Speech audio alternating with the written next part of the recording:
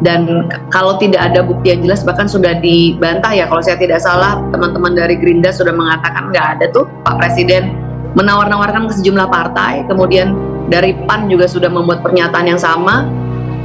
Saya pikir kalau ini pernyataan yang tidak ada fakta yang jelas tetapi sudah diumbar dengan vulgar ke publik, maka ini adalah sebuah kebohongan publik yang harus dipertanggungjawabkan, diluruskan oleh pihak yang melontarkan hal tersebut.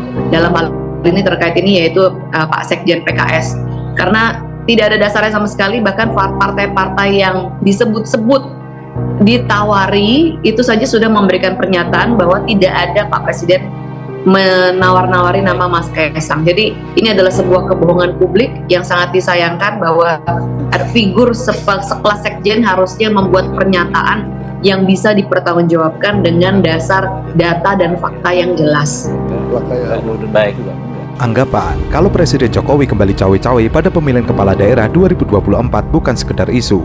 Faktanya, Jokowi diam-diam telah menyodorkan putra bungsunya, Kaisang Pangarep, ke berbagai partai politik untuk diusung sebagai calon wakil gubernur DKI Jakarta. Hal ini diungkapkan Sekretaris Jenderal Partai Keadilan Sejahtera, Habib Abu Bakar Al-Habsyi, usai menghadiri kegiatan penutupan sekolah kepemimpinan partai. Sejauh ini, respon dari berbagai partai politik terhadap pencalonan Kaisang masih beragam. Parpol yang tergabung di Koalisi Indonesia Maju tampaknya menyambut baik, sementara parpol lainnya masih belum memberikan keputusan. PKS sendiri sudah mantap mengusung pasangan bakal Cagup-Cagup Jakarta Anies Baswedan Sohibul Iman. Menurutnya itu adalah terbaik yang diputuskan oleh PKS. Bukti keluarga Jokowi bakal cawe-cawe dikuatkan dengan Wakil Presiden terpilih Gibran Rakebuming Raka mendampingi pejabat Gubernur DKI Jakarta Heru Budi Hartono meninjau proyek Kali Semongol Jakbar dan berkunjung ke Kelurahan Kamal Muara Jakut.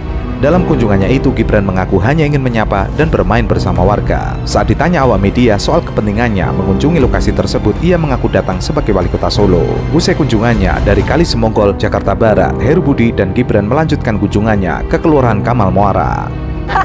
Kalau kita yang melihat dari jauh memang tidak bisa menutup mata, karena anak yang umur 29 tahun punya potensi untuk maju pilgub itu nggak ada di negara ini. Cuman satu orang kok.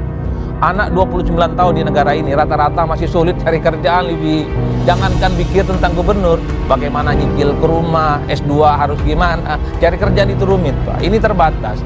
Jadi wajar kalau kemudian ketika ada putusan MA ini dikaitkan dengan Kaisang secara umum. Bagi saya nggak ada soal, nggak perlu juga ditutup-tutupi. Ini sudah muncul secara putusan. Cuman kalau memang peluang untuk maju dalam pilgub ini, sebut saja misalnya diambil oleh Kaisang, bagi saya itu bukan calon wakil sebenarnya yang sangat layak. Untuk ukuran ketua umum partai, untuk ukuran anak presiden, Kaisang kalau mau maju bukan calon wakil, tapi sebagai calon gubernur. Jalan itu sudah dibuatkan gitu ya untuk Kaisang. Jadi saya yakin itu pasti akan digunakan, karena kan sudah berkorban ini MA nih, masa ya nggak dipakai itu jalan kan? Berkorban ya, bahasanya berkorban ya. Nah, oleh karena itu sebetulnya Kaisang posisinya akan enak banget sebetulnya. Jadi Kaisang itu bisa memilih mau daerah mana, dan dengan kapasitasnya sebagai ketua umum PSI dia bisa saja jadi menteri, gitu kan?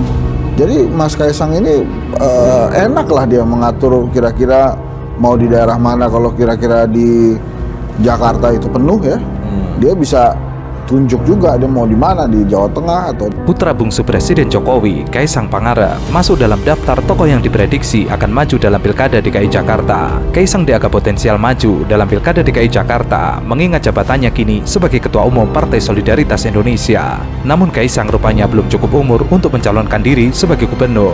Mengacu pada Undang-Undang Nomor 7 Tahun 2017 tentang Pemilu dan Peraturan KPU Nomor 3 Tahun 2017 tentang pencalonan gubernur, bupati, wali kota, syarat minimal untuk menjadi calon gubernur dan wakil gubernur berusia 30 tahun. Sedangkan Kaisang yang lahir pada 25 Desember 1994 belum genap berusia 30 tahun saat Pilkada DKI Jakarta berlangsung. Jalan itu sudah dibuatkan gitu ya untuk Kaisang.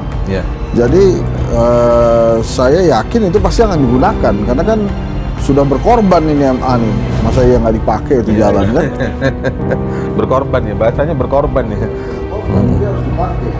Nah, oleh karena itu sebetulnya Kaisang posisinya akan enak banget sebetulnya. Jadi Kaisang itu bisa memilih mau daerah mana, Dan dengan kapasitasnya sebagai ketua umum PSI, dia bisa saja jadi menteri, gitu kan?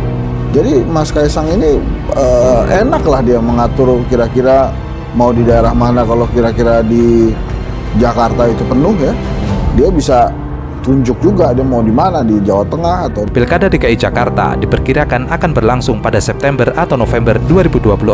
Ada sejumlah cara yang bisa dilakukan Kaisang jika ingin maju dalam Pilkada DKI Jakarta. Salah satunya dengan mengubah putusan Mahkamah Konstitusi yang sebelumnya meloloskan kakak Kaisang, Gibran Rakabuming Raka dalam Pilpres 2024. Hal itu bisa dimainkan lagi di MK dengan meminta bantuan Paman Usman. Mungkin bisa disiasati dengan pelantikan pada awal Januari 2025 sehingga memenuhi syarat. Jadi nampaknya akan ada banyak siasat jika ingin memajukan Kaisang. Dalam konteks itu, kalau Kaisang ngomong semacam itu, maka artinya sebaliknya. Oh begitu bacanya? Ya, artinya sebaliknya. Sama, Gibran juga sebelumnya sama kayak gitu juga.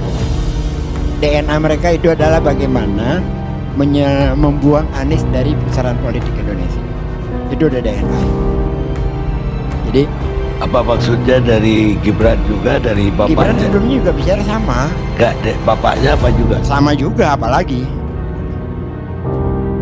Jadi saya sampai pada tingkat ini tidak rasional ya, hiperbola. Tapi ini yang saya ingin ungkapkan. Kalaupun dia ngomong api itu panas, karena dia yang ngomong saya nggak percaya. Jika Kaisang lolos mengikuti Pilkada DKI Jakarta, putra Jokowi itu dipastikan akan menjadi gubernur DKI Jakarta. Bukan hanya maju dalam Pilkada DKI Jakarta, Kaisang juga masuk dalam daftar nama tokoh yang diprediksi maju dalam Pilgub Jawa Tengah. Menurutku gini ya, secara prinsip tuh kita memang mesti mempermudah semua proses politik bagi rekrutmen kepemimpinan di semua level. Prinsipnya itu menurutku harus dipermudah. Jadi segala hal yang kemungkinan akan mempersulit warga negara untuk masuk dalam proses politik, rekrutmen kepemimpinan, termasuk batasan usia, menurutku itu memang harus dihilangkan satu persatu.